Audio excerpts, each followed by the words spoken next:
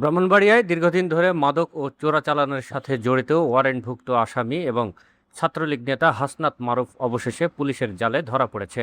শুক্রবার সন্ধ্যায় পৌর শহরের মুক্তমঞ্চ এলাকা থেকে গোপন সংবাদের ভিত্তিতে বিশেষ অভিযান চালিয়ে তাকে গ্রেপ্তার করে ব্রাহ্মণবাড়িয়া সদর মডেল থানা পুলিশ।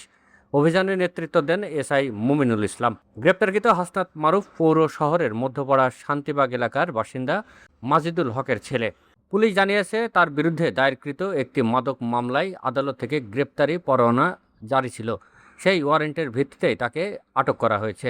স্থানীয় সূত্রে জানা যায়, হাসনাত মারুফ দীর্ঘদিন ধরে মাদক চোরাচালান ও অবৈধ অস্ত্র সরবরাহের সঙ্গে জড়িত ছিল। তার বিরুদ্ধে একাধিক মামলা রয়েছে বলেও জানা গেছে।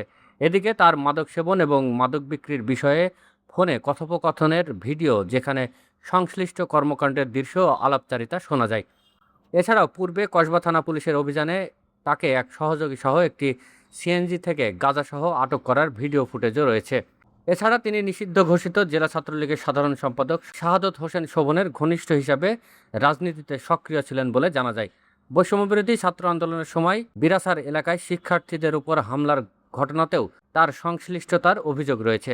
পুলিশ জানিয়েছে, গ্রেপ্তারের পর তাকে থানায় নিয়ে প্রয়োজনীয় আইনগত প্রক্রিয়া সম্পন্ন করা হচ্ছে।